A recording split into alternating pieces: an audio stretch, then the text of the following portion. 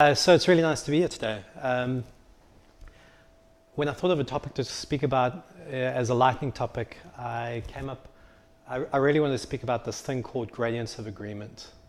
And the reason I was interested in speaking about it is kind of seeing a trend in our industry where we're seeing this embracing of diversity and this strong desire to move to diverse teams. However, the challenge I'm seeing is I don't feel that we're really setting these diverse teams up for success. We're not providing them with the skills or the tools necessary to work effectively in diversity. I just want to start off by sharing my own experience. So I had an opportunity to work with a diverse team to lead them. And when I started out with them, a thing I thought was, for us to be successful, I would really need to get consensus with the team when we made big decisions. So whenever there was a big decision happening, we'd get the team together, we would talk about the issues, talk about opinions, different people would share different ideas, and then at some point I would say, okay, now that we've spoken about this, let's bring it to a vote. Who is happy if we do X? And I never ever really ended up with a result that I was happy with. So either everybody would vote yes, but I could see visually that somebody in the team wasn't happy with that response, or we'd have a discussion and it would seem like we were all in agreement, and then when it came to the votes, I'd get a no. So it wasn't until after I left this team that I come across the work by a guy called Sam Kainer, who's done a lot of research and a lot of work around participatory decision making and how to, he presents some ideas and tools and techniques to work with diverse teams to get better results. So my disclaimer today is these thoughts are not my own. I've stolen this from Sam's book, The Facilitator's Guide to Participatory Decision Making. And if you haven't read this book, I highly recommend it. It's really, really good. So I'm going to show you a picture of what I think consensus agreement is not. Now, if you look at this picture, there are a lot of things wrong with it. I want to focus on one technical dimension. It may seem like a little thing, but I believe the impact is really, really big. And that is the question that he's asking. Is everyone okay with this? Or some variation of that type of question. So the problem I have with this question is it is a closed-ended question. It leads us to thinking of a yes or a no.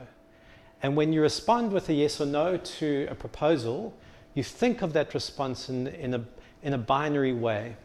And that makes yes and no do a lot of work. The reality is yes and no are not binary. They're actually scalar. So yes could mean, if we go ahead with this, I love it, I'm going to work after hours and come in on weekends to make it happen. Or yes can mean, yeah, I'll do it if I have to. It's kind of the same with no. No could mean, I hate this. If we do this, I'm going to put my CV in and start looking for other places to work. Or no can mean, I don't quite get it. Can we not just talk about this for another 15 minutes? So what we see is the mechanics of the language of the questions we're asking in these diverse questions is actually a barrier to us getting to a good result. So what do? How do we get past the mechanics of a yes and no? Well, this is what we call gradients of agreement. And what you'll notice with gradients of agreement straight away is that you have a scale. There's a number of points that represent how different people feel. So when a facilitator or a leader asks, how do you feel about this? You can represent a lot more closer to how you actually feel inside about a particular proposal.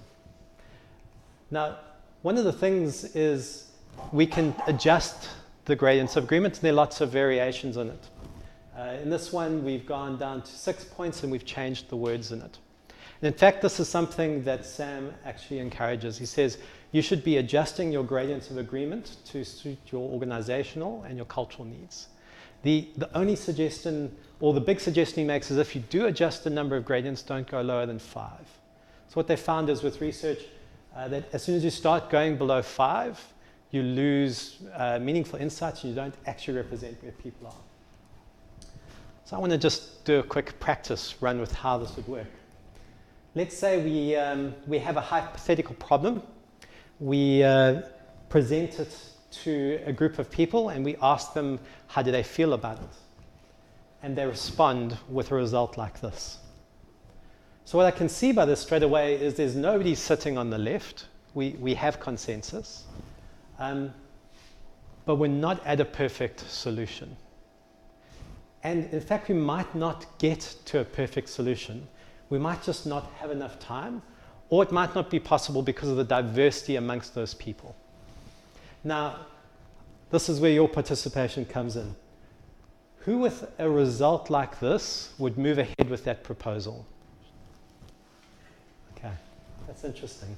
So I'd like to call this an enthusiastic response.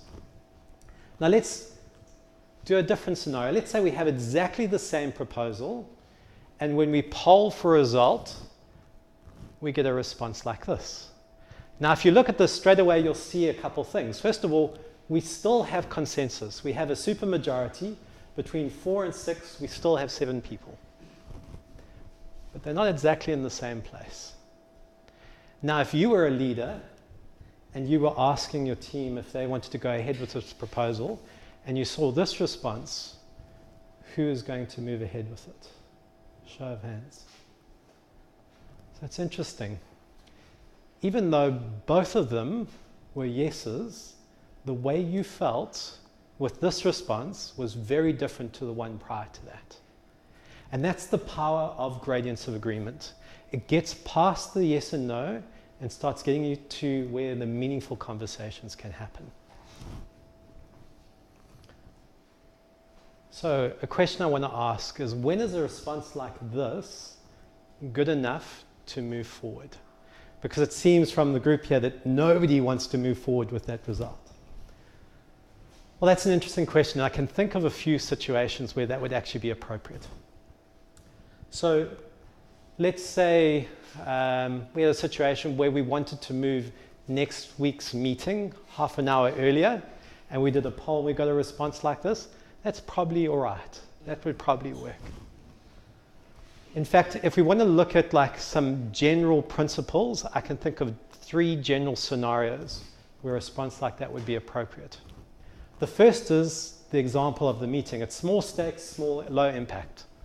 The outcome is, it's not going to have a major impact at all, and we can move ahead. The second scenario is when most of the people that are participating in the poll are actually not directly impacted. It's irrelevant. The third one, and I think this one's the most important for us, especially in the field that I'm in, is when the outcome has a short lifetime. So in my space, we talk about short experiments with quick feedback. That's really the third outcome. You don't need to have perfect consensus to move forward with short experiments. And I think that that's a power behind short experiments. So I just want to walk through the mechanics of reaching closure in a consensus group. And it's a really simple process, but I think it's worth stating. So the first thing is, when you're discussing a proposition and you want to get consensus, first of all, you have to get the whole group to take a step back and realize that you're no longer discussing it, you're now going to poll. The next thing is, you want to make the proposal visual. It's not good enough for somebody just to say, in a diverse group where there's diversity of thought, people may have a different idea of what they're actually agreeing to. And so when you make it visual, it just brings a lot more alignment with that. The next thing is you want to poll the group. And the way I like to do this is everybody takes a Post-it note and a Sharpie, and they just write the number of where they sit on that gradient, and they don't show anybody else, because you don't want them to anchor based on other people's responses. And then once everybody's written their response, you get them to reveal it to the group. And now you can see where your group is at. And as a leader, you can make one of 2 choices. Either you can make a decision based on where people are sitting, Or you can kick it back to the group for further discussion to see if there is more alignment, more ideas that we need to go through. So, I'm going to run through a scenario. We have this hypothetical group. The leader's gone to get input from the group, and it seems like there isn't any major disagreements, so the leader pushes for a quick poll to see where people are sitting, and you get a response like this. Well, what you're going to do largely depends on the impact of the proposal. Remember we said small stakes, we can move forward with it. If this is a small stakes agreement, the leader's fine. He can, probably what an appropriate response would be is for the leader just to push for the idea to go forward, because the time and the energy to get consensus may not be worth the effort. It might take too long, or it might actually emotionally drain people. It's not something we want to speak about. That is not a participatory decision-making process. That is a consultative process with a leader-based decision. It's a perfectly valid way of making a decision, but it's not participatory. Now, let's take a different scenario. Let's say we have a really, really big decision to make that has a big impact on the outcome. We have a conversation and we poll the group and we get a response like this. This is probably not a strong enough response to move forward. We don't have any easy agreements with this group. And so we're going to kick it back to them for further discussion. And we might move the discussion to where the people are sitting. So the people that are sitting at mixed feelings, you might focus in on them. You've got to prepare your group for that discussion. Now, Sam calls that period where you're trying to resolve these disagreements the groan zone. Who has been in the groan zone before recognizes that? I recognize it because I know how tiring it is. When you're in the groan zone, you're there really to help people resolve their misunderstandings. It's trying to get alignment. So while you're working through the groan zone, you keep discussing it and you keep polling. And as you discuss and you get alignment, people's opinions change on things. They're removing the ambiguity. With time, you are eventually going to get enough people to a point where you have a strong enough consensus to move forward and start converging on a result. So you've diverged, you hit the groan zone, and then using the gradients of agreement, you start converging through discussion. And at some point, you have enough consensus so that you can make a decision. This is what we call a participatory process with a shared decision. I really think that the power of this is in the conversations that it uncovers. So that is my lightning talk around gradients of agreement, just a comment around it. So I really enjoy the concept of mob programming, which I actually believe is a subset of participatory decision making. If that's something you're interested in, please go grab my book or come talk to me afterwards. That's my shameless plug. With that, thank you for your time. Are there any questions?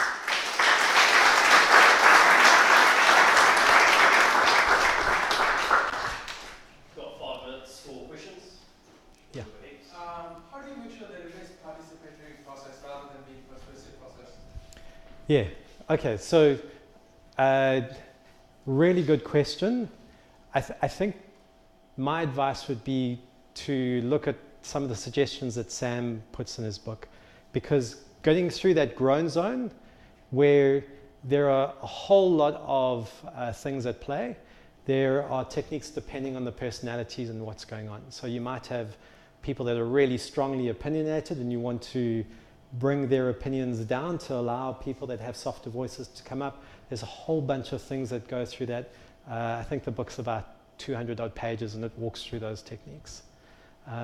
One of the things I have learnt though is a whiteboard is an extremely powerful thing to be able to visually park things and put ideas up and pull things around. Any other questions? Yes? What if you know that someone in the group has more experience with this problem and you feel like their vote So that's interesting because I could see how that could play a role. It's a little foreign to how I typically see teams, but I could see different scenarios where that would make sense. My unthoughtful process on that would probably be, as a leader, you call that out. I think though you've got to be really clear and open about it, because if you are going to hide that, that'll come through really, really quickly. But you might not want to then bring that into a group and give them the impression that it is a participatory decision-making process if you're going to rely on somebody that has specialist skills. You might just call it out straight away. And I think that's more the consultative process, and that's fine. I think that's an appropriate way of leading as well. It's just figuring out when you want to go with the one versus the other. Yes? How do you avoid sort of discussion fatigue where people get to the point it's like, oh, well, I'm just over this discussion, let's just do that. Yeah. I'm just going to move my vote because I'm just over it. Yeah, so that's, I think that's a real challenge that we see at MYB. So we're focusing on creating these very diverse teams, but you get a lot more robust problem solving, but you get very different opinions on how things go, and people can have a tendency to discuss things over and over and over again.